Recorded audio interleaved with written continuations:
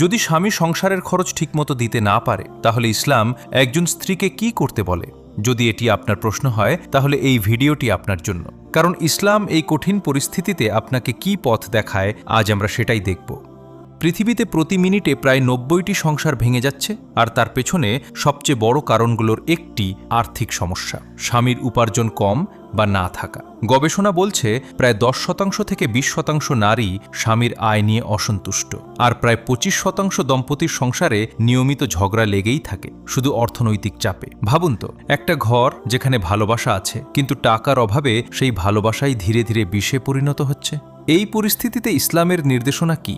স্ত্রী কি চুপচাপ সহ্য করে যাবে, নাকি তারও আছে স্পষ্ট অধিকার? প্রথমে একটি জিনিস বুঝে নিন, এটা কোনো বিরল সমস্যা নয়। আজকের যুগে অনেক স্বামী স্ত্রীর এই পরিস্থিতির মুখোমুখি হতে হয়। কখনো স্বামী বেকার, কখনো ব্যবসায় ব্যর্থ, আবার কখনো অসুস্থতায় ভুগতে হয়, কখনো সংসারে টানাপোড়েন শুরু হয়। এটা একটা সাধারণ পরিস্থিতি, কিন্তু এর প্রভাবে একটা সংসার ভেঙে যেতে পারে। কারণ আর্থিক সংকটের কারণে একটি পরিবারে যে ধরনের সমস্যা সৃষ্টি হয় তা সাধারণত স্ত্রীর মনে হতাশা জন্ম নেয়।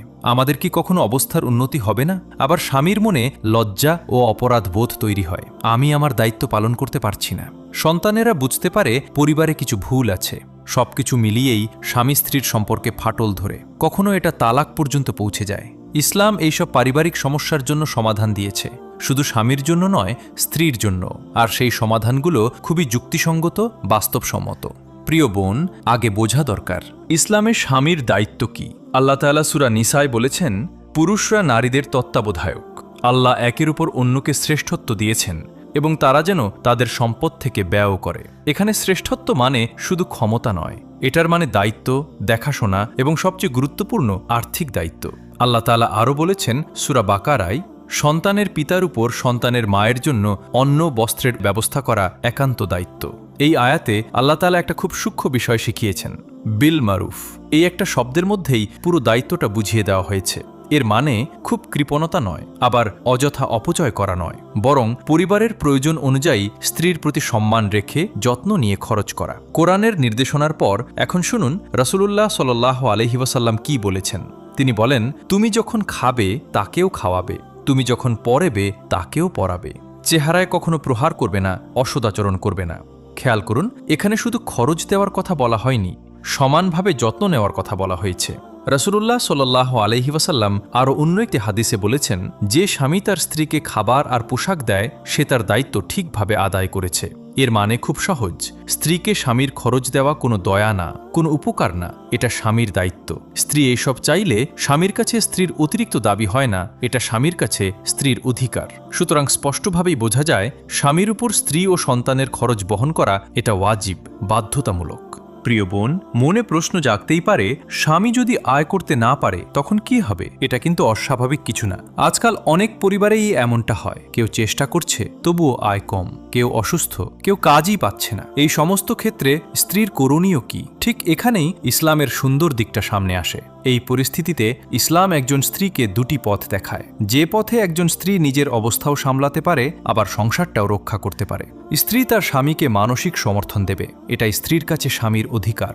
এটা শুধু পরামর্শ নয় বোন, এটাই ইসলামের দেখানো পথ। আল্লাহ তাআলা বলেছেন সূরা আল আহজাবে, নিশ্চয় পুরুষ ও নারীদের মধ্যে যারা আল্লাহর প্রতি অনুগত এবং নিষ্ঠাবান, যারা ধৈর্যশীল, তাদের জন্য আল্লাহ মহান পুরস্কার প্রস্তুত করেছেন। আজকে আপনি যে কষ্টটা সহ্য করছেন এটা বৃথা যাবে না। এই সময়টা একটা পরীক্ষা, এবং এই পরীক্ষায় যে স্ত্রী তার স্বামীর পাশে থাকে তার জন্য রয়েছে বিশেষ পুরস্কার। রাসূল সাল্লাল্লাহু আলাইহি ওয়াসাল্লাম শিখিয়েছেন, স্বামী স্ত্রী যখন একসাথে থাকে, একে অপরের পাশে দাঁড়ায়, তখন তারা একসাথে আল্লাহর কাছে দোয়া করতে পারে, আর আল্লাহ তাদের দোয়া শোনেন। তাই এই সময় স্ত্রীর সবচেয়ে গুরুত্বপূর্ণ স্বামীর পাশে থাকা, স্ত্রীর ভালো আচরণ, একটু সাহস দেওয়া, স্বামীর উপর বিশ্বাস রাখা, এগুলোই স্বামীর জন্য সবচেয়ে বড় শক্তি। কারণ একজন স্বামী যখন নিজেই নিজের ভিতরে ভেঙে পড়ে, নিজেকে অক্ষম মনে করে, তখন যদি স্ত্রী বারবার অভিযোগ করে তাহলে সে আরও ভেঙে যায়। কিভাবে সংসারটা ভালোভাবে চালানো যায় এগুলো একসাথে বসে ঠিক করে অপ্রয়োজনীয় খরচগুলো কমানোই উত্তম। যতটুকু আছে সেটার মধ্যেই চলার চেষ্টা করা, ছোট ছোট সঞ্চয় করতে শেখা, আর সবচেয়ে গুরুত্বপূর্ণ, স্বামীকে নতুন কিছু করার জন্য উৎসাহ দেওয়া, যাতে সামনে আয় করার সুযোগ তৈরি হয়। আল্লাহ পাক বলেন, যারা তাদের ব্যয়ের ব্যাপারে মধ্যপন্থী তাদের জন্য বিশেষ প্রশংসা। অর্থাৎ না বেশি অপচয় করা, না আবার কৃপণতা করা, মাঝামাঝি সঠিকভাবে চলাই ইসলামের শিক্ষা। তাই সাশ্রয়ীভাবে জীবনযাপন করা এটাই ইসলামের পথ। যদি বেশি প্রয়োজন হয় আর সম্ভব হয় তাহলে স্ত্রী নিজেও উপার্জন করতে পারবে, এরা ইসলামে বৈধ। ইসলামের ইতিহাসে আমরা দেখি খাদিজা রাদিয়াল্লাহু তাআলা আনহা ব্যবসা করতেন, আর আম্মাজান আয়েশা রাদিয়াল্লাহু তাআলা আনহা জ্ঞান ও শিক্ষার মাধ্যমে সমাজে অবদান রেখেছেন। তবে কিছু বিষয় খেয়াল রাখতে হবে। ইসলামের নিয়ম মেনে চলা, পরিবারের দায়িত্ব ঠিক রাখা, পর্দা ও সম্মান বজায় রাখা, আর অনেক ক্ষেত্রে স্বামীর সাথে আলোচনা করে তার সম্মতি নিয়েই এগিয়ে যাওয়া একটা খুব গুরুত্বপূর্ণ বিষয়। স্ত্রী যদি নিজে আয় করে তাহলে সেই টাকা পুরোপুরি তার নিজের, স্বামীর কোনো অধিকার নেই, যদি না স্ত্রী নিজেই ইচ্ছা করে দেয়। আর যদি সে স্বামীকে সাহায্য করে, রাসূল সাল্লাল্লাহু আলাইহি ওয়াসাল্লাম বলেছেন, স্ত্রী যদি স্বামীর জন্য খরচ করে তাহলে সে 2টি সওয়াব পায়, একটা আত্মীয়তার আর একটা সদকার। মানে সে বাধ্য না, কিন্তু সাহায্য করলে আল্লাহ তাকে দ্বিগুণ পুরস্কার দিবেন। একটা খুবই গুরুত্বপূর্ণ হাদিস শুনেন। হিন্দ বিনতে উতুবা নামে এক নারী ছিলেন যার স্বামী আবু সুফিয়ান খুবই কৃপণ ছিল এবং প্রয়োজনীয় খরচ দিতেন না। তখন তিনি রাসূল সাল্লাল্লাহু আলাইহি ওয়াসাল্লামের কাছে এসে অভিযোগ করেন। রাসূল সাল্লাল্লাহু আলাইহি ওয়াসাল্লাম কি বলেছেন এটা শুনুন। তুমিও তোমার সন্তানের প্রয়োজন অনুযায়ী ন্যায্যভাবে তার সম্পদ থেকে নিতে পারো। মানে যদি স্বামী ঠিকভাবে খরচ না দেয় তাহলে স্ত্রী নিজের এবং সন্তানের প্রয়োজনীয় খরচ পরিমাণ নিতে পারে। এটা চুরি নয়, এটা তার হক, অধিকার। এখানে মনোযোগ দিন। প্রয়োজনীয় এবং ন্যায্য দুটো শব্দ গুরুত্বপূর্ণ।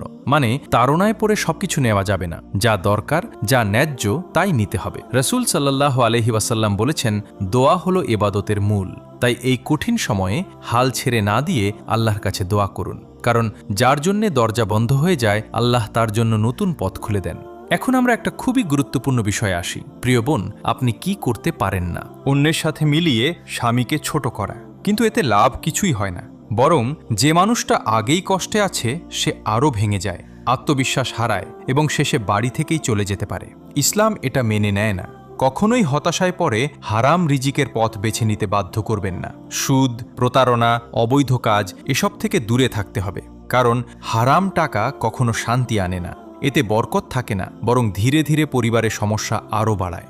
আর একটা গুরুত্বপূর্ণ বিষয়, শুধু টাকার সমস্যার কারণে তালাক চাওয়া এটা প্রথম পথ না, এটা সর্বশেষ পথ।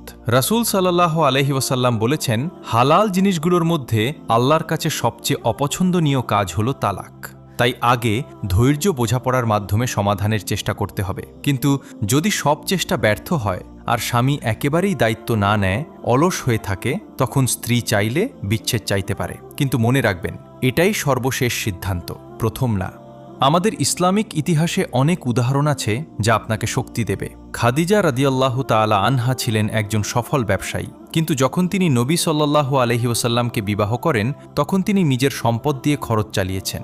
এটা ছিল ভালোবাসা, বিশ্বাস, একে অপরের পাশে থাকার উদাহরণ। ইসলামের ইতিহাসে আরেকটা সুন্দর উদাহরণ আছে।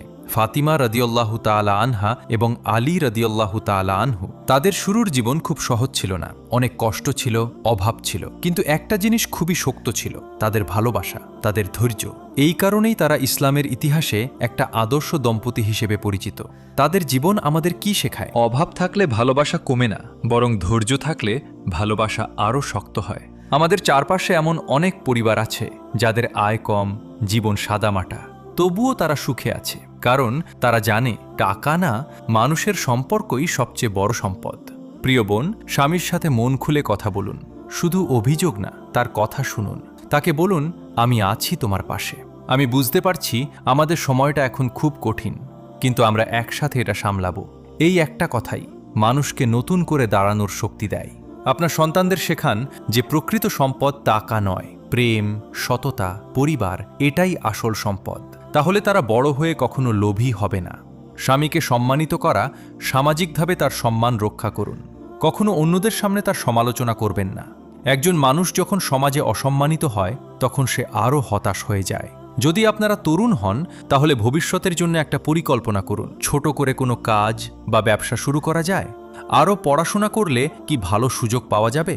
এগুলো নিয়ে একসাথে ভাবুন, কারণ একটা লক্ষ্য থাকলে মানুষ এগিয়ে যাওয়ার শক্তি পায় আর পথটাও পরিষ্কার হয়ে যায়। প্রিয় বোন, শেষ কথা এটাই, আপনার স্বামী কম উপার্জন করলেও যদি সে সৎ, পরিশ্রমী এবং ভালো মানুষ হয় তাহলে তাকে ছেড়ে যাবেন না, কারণ টাকা একদিন শেষ হয়ে যাবে, কিন্তু প্রেম এবং বিশ্বাস চিরস্থায়ী।